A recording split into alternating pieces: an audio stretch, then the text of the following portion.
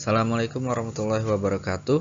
Perkenalkan, nama saya Imomori Andreo dengan NIM 24030102069. Kali ini saya akan mempresentasikan tugas UTS mata kuliah ICT Literasi yang berjudul Penerapan ICT pada Perkuliahan Berbasis Daring secara penuh untuk jenjang karir yang lebih baik.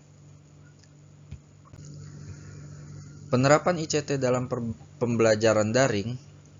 Di sini saya akan menjelaskan tentang tinjauan komprehensif berdasarkan penelitian-penelitian terkini. Yang pertama, transformasi pembelajaran berbasis ICT.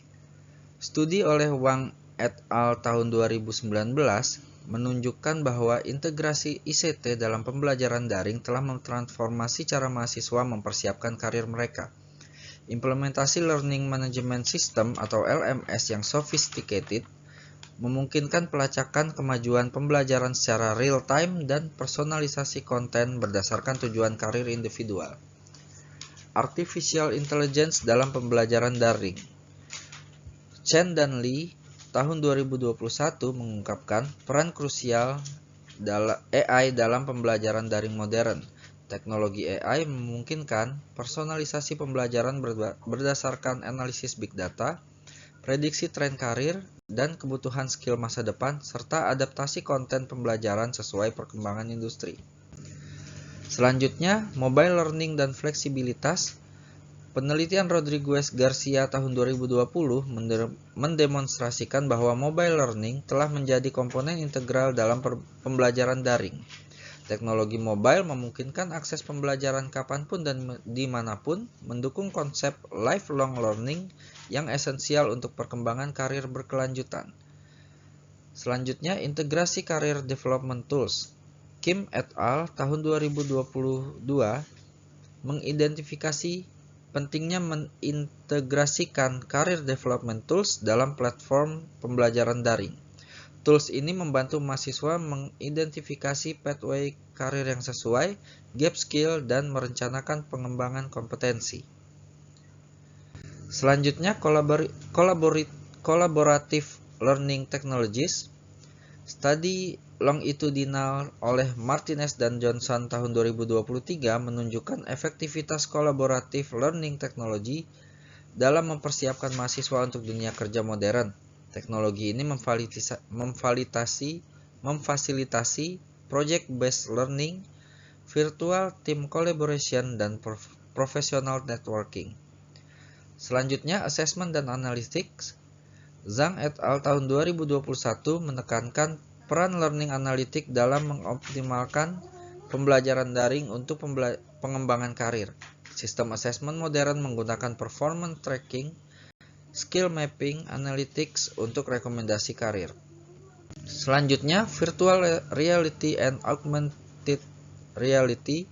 Penelitian terbaru oleh Thomson tahun 2023 menunjukkan potensi VR AR dalam pembelajaran daring untuk simulasi lingkungan kerja, practical skill development, serta virtual internship experience. Cyber security dan data privacy.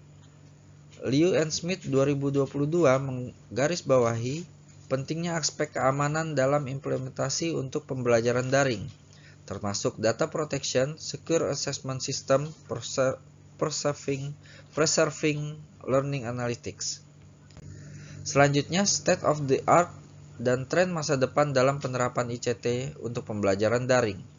Terdiri dari hyper personalization menggunakan AI dan machine learning, integrasi blockchain untuk verifikasi kredensial, adaptive learning system yang responsif terhadap kebutuhan industri, XR untuk experiential learning, serta integration dengan industri 4.0 technologies.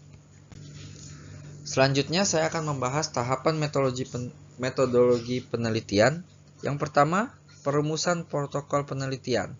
Tahap awal dimulai dengan merumuskan protokol penelitian yang mencakup penetapan pertanyaan penelitian yang spesifik, kriteria inklusi dan eksklusi, serta strategi pencarian literatur. Yang kedua, strategi pencarian literatur. Pencarian literatur dilakukan melalui berbagai basis data akademik dan ilmiah seperti Scopus, Web of Science, ERIC, dan Google Scholar. Selanjutnya, seleksi dan screening artikel. Tahap awal melakukan penilaian berdasarkan judul dan abstrak, kemudian dilanjutkan dengan evaluasi teks terkait secara mendalam untuk memastikan relevansi penelitian. Kriteria seleksi mencakup kesesuaian topik, metodologi, dan kontribusi. Selanjutnya, ekstraksi dan analisis data. Analisis dilakukan secara kualitatif dan jika memungkinkan penambahan secara kuantitatif untuk mengidentifikasi pola dan tren, serta kesenjangan dalam penelitian terkait penerapan teknologi pendidikan. Lalu selanjutnya sintesis dan interpretasi. Peneliti akan melakukan sintesis naratif dan jika memungkinkan meta-analisis untuk menghasilkan temuan yang komprehensif. Selanjutnya validasi dan publikasi. Hasil kajian akan melalui proses validasi internal dari tim peneliti dan kemungkinan peer review eksternal. Luaran penelitian berupa artikel ilmiah yang siap dipublikasikan untuk menjadi jurnal bereputasi. Selanjutnya output dan target capaian. Dengan indikator tingkat kepuasan, target capaian adalah dari total keseluruhan responden menunjukkan adanya 88,3% atau setidaknya lebih dari 50% populasi yang puas dengan metode perkuliahan daring secara penuh dan sisanya merespon secara jawaban lain.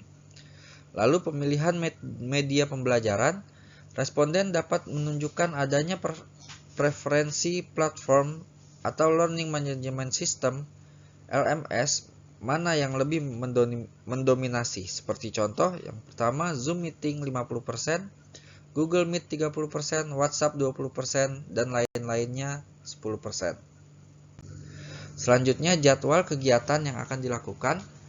Minggu pertama dan kedua akan mengidentifikasi masalah, minggu ketiga dan keempat penyusunan kurikulum dan sistem, serta minggu kelima dan keenam. Lalu minggu kelima dan keenam akan dilakukan penyusunan kurikulum dan sistem, dilanjutkan pada minggu ke-7, ke-8 sampai minggu ke-9 dan ke-10. Selanjutnya pengumpulan data akan dilakukan pada minggu ke-7 dan ke-8 sampai 9, 10, 11 dan 12. Analisis data akan dilakukan pada minggu ke-11 dan 12 sampai minggu ke-14. Lalu penyusunan laporan akhir akan dilakukan pada minggu ke-13 sampai dengan minggu ke-16. Demikian disampaikan. Atas perhatiannya saya ucapkan terima kasih. Assalamualaikum warahmatullahi wabarakatuh.